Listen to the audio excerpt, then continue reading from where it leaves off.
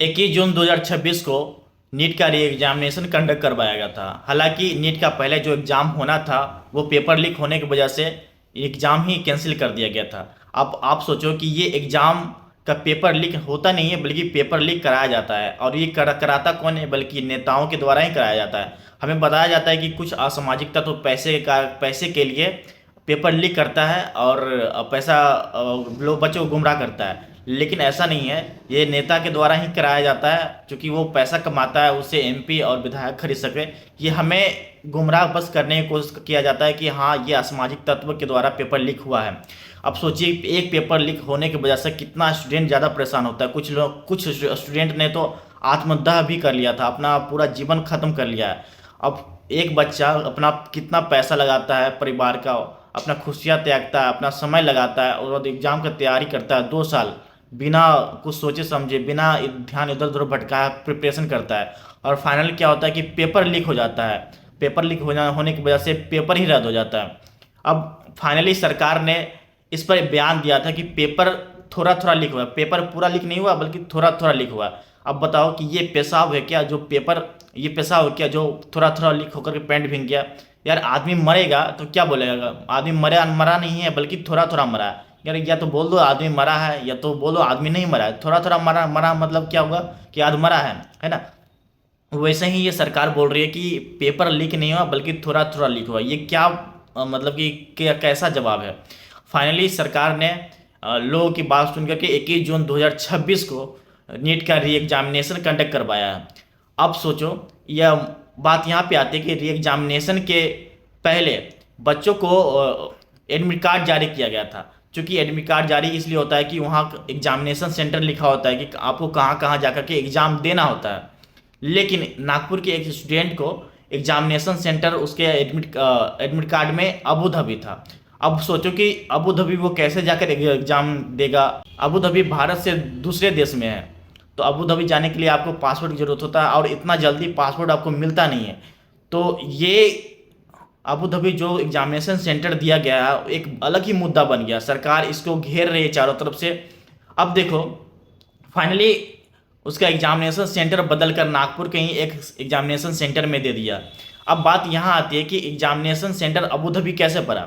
क्योंकि विपक्षी सरकार वर्तमान सरकार को घेर रही है कि आप किस तरह से एग्जामिनेशन करवाते हो, कभी आपका पेपर लीक हो जा रहा है, कभी आप एग्जामिनेशन सेंटर बदल रहे हो।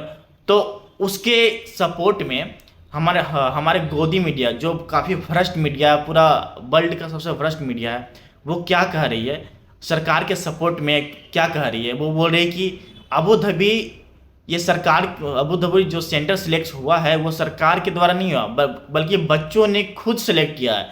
क्योंकि जब हम फॉर्म भरते हैं तो वहाँ पे ऑप्शंस होता है एग्जामिनेशन सेंटर सिलेक्ट करने का। जैसे कि हमारे इंडिया के कितने बहुत सारे सिटी में एग्जामिनेशन होता है, तो आप कोई 3 सिटी या चार सिटी सिलेक्ट कर सकते हो कि आपको कहाँ पे एग्ज़ाम देना होता है, आप कहाँ पे जहाँ एग्ज़ाम देना चाहते हो।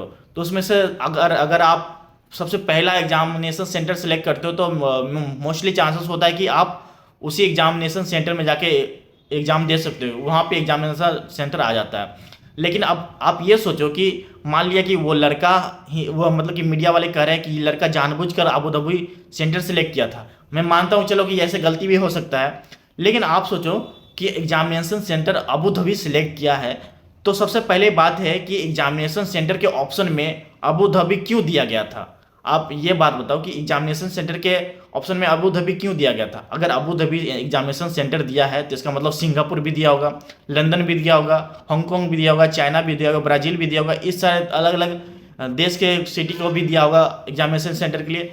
तो सरकार से ऐसी गलती क्यों हो सकती है। मतलब सरकार दारू पी के एग्जामिनेशन सेंटर ऑप्शन दे रहा है, आपको इंडिया के बाहर की सिटी सेलेक्ट करने की क्या जरूरत थी। आपको इंडिया के अंदर की सिटी का ऑप्शन दे देते, कोई भी दे देते हो। मतलब कि आपको पता ही है कि अभी हाल फिलहाल में एक एग्जाम हुआ था, उसका सेंटर अलग अलग गांव में जाके मतलब कि ऐसा जगह दे दिया था जहां पे जाना भी मुश्किल था, वैसा जगह भी दे देते हैं। लेकिन आपको अबू धाबी का ऑप्शन में क्यों देना था।